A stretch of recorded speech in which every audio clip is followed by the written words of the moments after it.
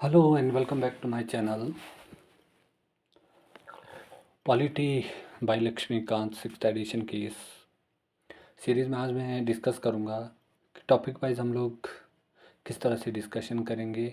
Last video lecture मैंने upload किया था जिसमें मैंने 30 टॉपिक बताए थे। 30 टॉपिक या 30 चैप्टर ही कहूँगा, उसको निरंतरता के साथ आगे बढ़ाते हुए मैं अब डिस्कस करूँगा कि उसके बाद हम लोग कौन कौन सी रिमेनिंग चैप्टर है। क्योंकि अगर एक एनालिसिस मैंने अगर एक ही वीडियो लेक्चर में किया होता तो शायद ये काफ़ी लंबी वीडियो हो जाती। तो ऐसे में मैंने सोचा कि क्यों ना इसको 2 पार्ट में डिस्कस करूं। So without wasting time move forward करूंगा। हमने 30 जो चैप्टर थे उनका डिस्कस कर लिया था, जिस चीज़ को हम लोग पढ़ेंगे, जिन चैप्टर्स के हम यहाँ से डिस्कस करेंगे। तो उसमें जो लास्ट मैंने डिस्कस किया था वो हाई कोर्ट के बारे में डिस्कस किया था। इसके बाद जो अगली हमारी डिस्कशन में आएगा वो आएगा पंचायती राज, very very important. Local self government बात की जाए, मध्य प्रदेश के पर्सपेक्टिव में अगर बात की जाए तो लोकल सेल्फ गवर्नमेंट से काफ़ी क्वेश्चन पूछे जाते हैं। बात की जाए 3 टायर सिस्टम क्या थी, बलवंत राय मेहता कमेटी क्या थी, अशोक मेहता कमेटी क्या थी, ये विभिन्न कमेटी हुई है, कुछ सुधार हुए हैं। जो हमारा 73rd और 74th अमेंडमेंट, 73rd अमेंडमेंट हमारा पंचायती राज से संबंधित है और 74th हमारा म्यूनिसिपैलिटी से संबंधित है। तो ये जो पंचायती राज और म्यूनिसिपैलिटीज़ के बारे में हम लोग डिस्कस करेंगे। इसमें कितने विषय हैं, 18 विषय किसमें है, 29 विषय किसमें, ये सारा हम लोग डिस्कस करेंगे। कब कब जो पंचायती राज में कब गठन किया गया, कौन सा पहला राज्य था, राजस्थान नागौर में सर्वप्रथम पंचायती राज शुरू हुआ, कहाँ पर 2 टियर सिस्टम है, कहाँ पर 3 टियर सिस्टम है। बलवंत राय मेहता जी ने जो 1957 में 3 टियर्स की बात की थी, ये सारा हम लोग इसमें डिस्कस करेंगे। इसके बाद बात आती है यूनियन टेरिटरीज़, अगेन इम्पॉर्टेंट है ये। यूनियन टेरिटरीज़ की अगर बात की जाए तो जम्मू कश्मीर और लद्दाख जो लेटेस्ट बनी थी, इसके बारे में हम फिर से डिस्कस करेंगे कि कौन से आर्टिकल्स में आता है, ये की फीचर्स यूनियन टेरिटरीज़ के क्या है, इसके बारे में डिस्कस करेंगे। इससे आगे मूव फॉरवर्ड करेंगे scheduled and tribal area, again important. अगर बात की जाए फिफ्थ और सिक्स्थ शेड्यूल की, तो इसमें शेड्यूल्ड और ट्राइबल एरियाज़ के बारे में बात की गई है। सिक्स्थ शेड्यूल में हमारे 4 स्पेसिफिक राज्य है, जिसकी ATM स्क्वायर, मतलब जो हमारे नॉर्थ ईस्टर्न पार्ट के जो राज्य है, असम, त्रिपुरा, मेघालय, मिज़ोरम, इसमें मणिपुर नहीं है। तो कहने का मतलब है कि जो 6th शेड्यूल के अंतर्गत आते हैं, ATM स्क्वायर कहा जाता है उन राज्यों को, इसका हम लोग डिस्कस करेंगे। नेक्स्ट एंड वेरी इंपॉर्टेंट है election commission, again important. Constitutional body की अगर बात की जाए तो इलेक्शन कमीशन का रोल आर्टिकल 324 टू 329 इसका वर्णन आता है। इलेक्शन कमिश्नर कैसे चयन किया जाता है, कौन, आजकल हमारे जो इलेक्शन कमिश्नर है वो गणेश जी हैं, तो ये कौन से इलेक्शन कमिश्नर हैं, इनके क्या रोल हैं, रिस्पॉन्सिबिलिटी है, इसका सारा हम लोग डिस्कस करेंगे। आर्टिकल की मैंने बात कर दी है। एग्ज़ाम पॉइंट की बात की जाए तो एग्ज़ाम पॉइंट के लिए भी इलेक्शन कमीशन का रोल बहुत ही इंपॉर्टेंट है। Union public service commission, again important, very very important है। अभी जो हमारा पहला ही चैप्टर है मेकिंग ऑफ कॉन्स्टिट्यूशन की अगर बात आएगी, उसी दौरान हम लोग डिस्कस करेंगे कि 1926 में जो यूपीएससी की बात की जाए, अगर पब्लिक सर्विस कमीशन की बात की जाए, इसके गठन की बात की गई थी 1926 में। ये साथ में लॉर्ड रीडिंग इस वक्त हमारे गवर्नर जनरल थे। ये सब हम लोग इस वक्त डिस्कस करेंगे। स्टेट पीएससी की बात की जाए, सेम यूपीएससी की तर्ज पर ही स्टेट पीएससी का भी गठन किया जाता है। इसमें कितने मेंबर्स हैं, कौन इसके चेयरमैन होंगे, ये सारा हम लोग डिस्कस करेंगे। स्टेट पीएससी के बाद इसके बाद बात आती है next GST council, very important. 1 जुलाई 2017 में जब जीएसटी एक्ट लागू हुआ, गुड्स एंड सर्विसेज टैक्स, तो इसकी बहुत सारी इम्प्लीकेशंस थी। जीएसटी काउंसिल बनाई गई। इसमें कितने मेंबर्स होते हैं, अगर 6 मेंबर्स होते हैं, 3 कहाँ से होते हैं, 3 कहाँ से होते हैं, आरबीआई के कौन होंगे, गवर्नमेंट के कौन होंगे, ये सारा हम लोग जीएसटी काउंसिल, जीएसटी के बारे में डिस्कस करेंगे, गुड्स एंड सर्विस टैक्स की जो काउंसिल है। उसके बाद बात आती है national commission. National commission on ST, ST, OBC, SC, ST and OBC, ये इसकी जो जब हम डिस्कशन करते हैं तो हमारे कुछ कॉन्स्टिट्यूशनल बॉडी होती है, कुछ नॉन कॉन्स्टिट्यूशनल होती है, कुछ स्टैट्यूटरी होती है, कुछ ना तो कॉन्स्टिट्यूशनल होती है ना तो स्टैट्यूटरी होती है। इसके बारे में फ्रिक्वेंटली क्वेश्चंस पूछा जाता है और मैच द फॉलोइंग में हमारे लिए मुश्किल हो जाता है फिर बाइफरकेट करना कि सीबीआई कौन सी बॉडी है, इलेक्शन कमीशन कौन सी बॉडी है, national commission for SC, ST and OBC ये कौन सी बॉडी है, मानवाधिकार आयोग कौन सी है, महिला आयोग कौन सी है। कई बार क्वेश्चन पूछा गया था कि कब इनका गठन हुआ है, तो इस सब के बारे में हम डिस्कस करेंगे। अगर आर्टिकल्स की बात की जाती तो लगभग 332, ये 342, 340, कुछ एक 3-4 बहुत इंपॉर्टेंट इससे रिलेटेड जो आर्टिकल है इसका हम लोग डिस्कस करेंगे। इसके बाद बात आती है linguistic minorities, again important. Language की बात की जाए, अगर भारतीय कॉन्स्टिट्यूशन की बात की जाए तो भारतीय संविधान में लगभग 22 शेड्यूल्ड लैंग्वेजेस हैं। इसके बारे में हम ज़रूर डिस्कस करेंगे कि लिंग्विस्टिक माइनॉरिटीज़ क्या है, कौन से लिंग्विस्टिक माइनर पीपल हैं, ये सब हम लोग डिस्कस करेंगे। उसके बाद next CAG, controller and auditor general of India, again important है ये। अंडर आर्टिकल 148 टू 151 इसका वर्णन है। इसमें डेफिनेशंस क्या है, कैसे नियुक्तियाँ होती है, कितने साल इनका कार्यकाल होता है। आर्टिकल की बात की जाए तो मैंने कर दिया है। और एग्जामिनेशन पॉइंट ऑफ व्यू से जो मेन इंपॉर्टेंट जो पॉइंट्स होंगे उसको हम लोग डिस्कस करेंगे। उसके बाद बात आती है अटॉर्नी जनरल की, अगेन इंपॉर्टेंट 76 से आर्टिकल इनका। और इसमें definition attorney general of India का क्या रोल है, रोल एंड रिस्पॉन्सिबिलिटी क्या है अटॉर्नी जनरल की, ये हम लोग सब डिस्कस करेंगे। उसके बाद एडवोकेट जनरल, एडवोकेट जनरल अगर देखा जाए तो एग्जामिनेशन पॉइंट ऑफ व्यू से थोड़ा कम क्वेश्चन पूछे जाते हैं एडवोकेट जनरल से। Next and important is NITI Aayog, national institution for transforming India, again very very important. 1 जनवरी 2015 में ये बना, नीति आयोग का गठन किया गया। ये गवर्नमेंट का थिंक टैंक है। इसके बारे में कितने इसमें मेंबर्स होंगे और जो पीएम हैं भारत के, जो प्रधानमंत्री हैं, ये इनके चेयरमैन होते हैं नीति आयोग के। इसके सीईओ कौन होंगे, आजकल वर्तमान में सीईओ कौन है, ये हम सभी डिस्कस करेंगे। ड्यूरिंग डिस्कशन हम लोग ये सारा वर्णन करेंगे। Next NHRC, national human rights commission, again मैंने अभी डिस्कस किया था कि ह्यूमन राइट्स कमीशन क्या एक स्टैट्यूटरी बॉडी है, नॉन स्टैट्यूटरी है, कॉन्स्टिट्यूशनल है, कब इसका गठन हुआ, कब मानवाधिकार दिवस कब मनाया जाता है, 10 दिसंबर की अगर बात की जाए तो मानवाधिकार दिवस के रूप में मनाया जाता है। ये हम लोग सभी डिस्कस करेंगे ड्यूरिंग डिस्कशन, ये सारे पॉइंट्स एक एक करके हम लोग डिस्कस करेंगे।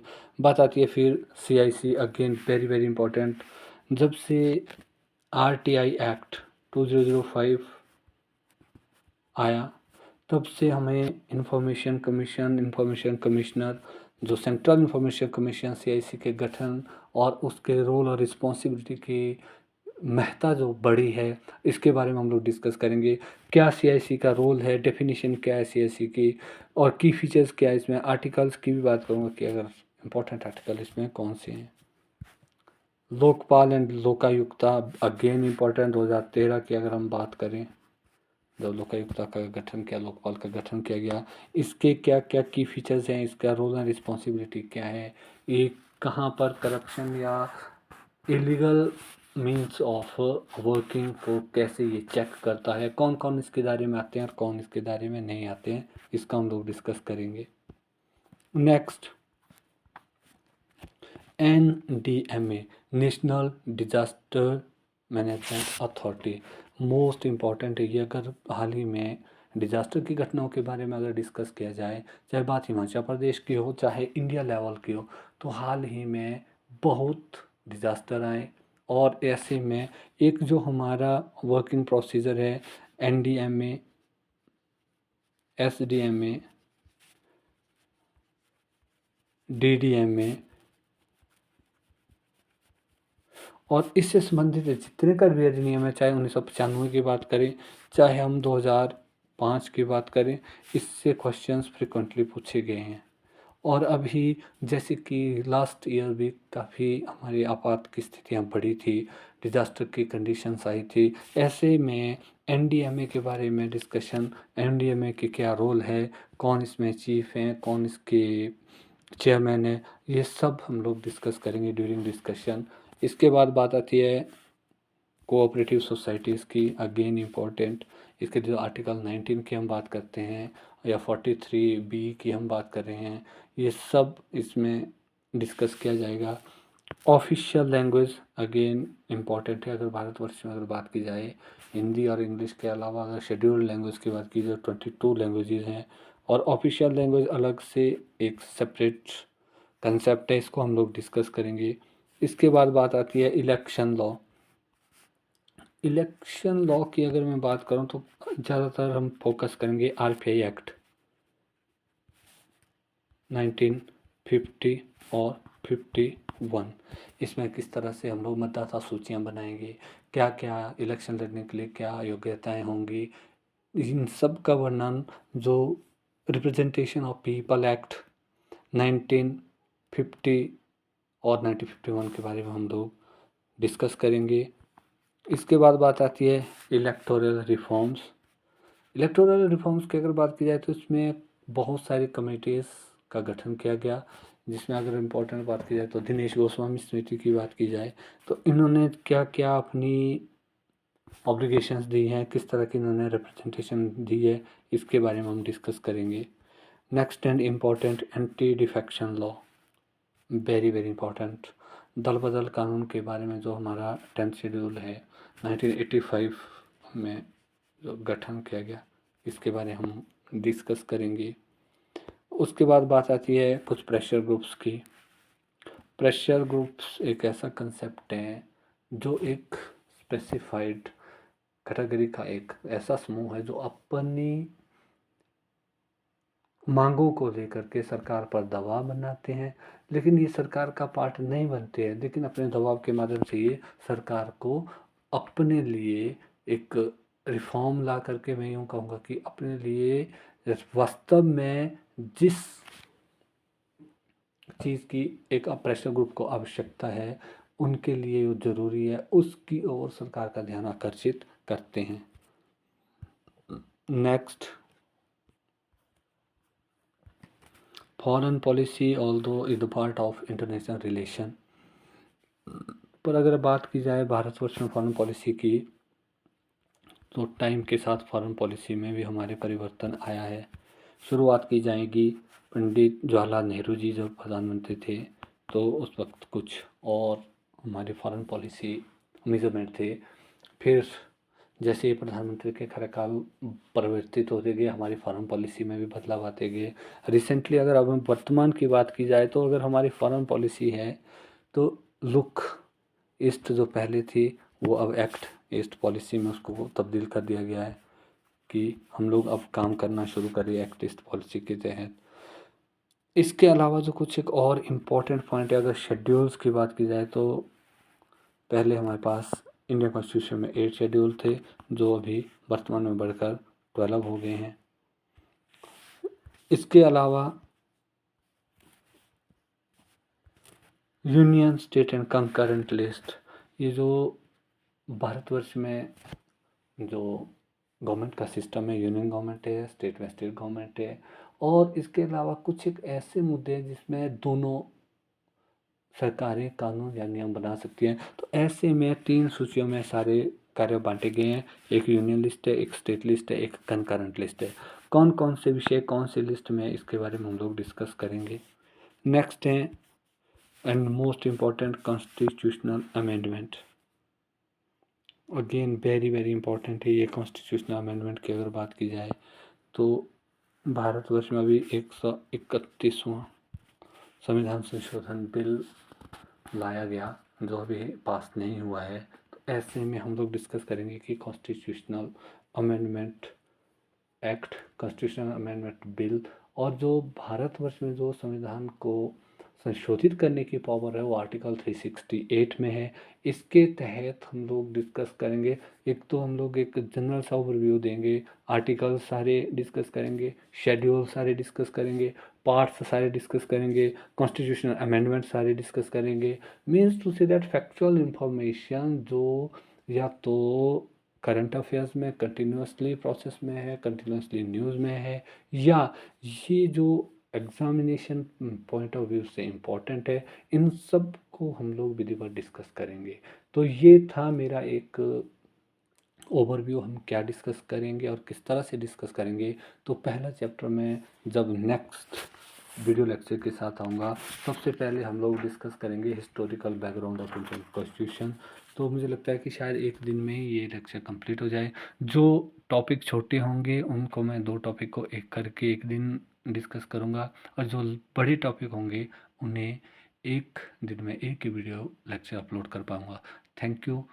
अगर आपको लगता है कि वीडियो लेक्चर के माध्यम से प्रीशियस इन्फॉर्मेशन दी जा रही है, तो आप मेरे चैनल को लाइक करें, सब्सक्राइब करें और शेयर करें। Thank you.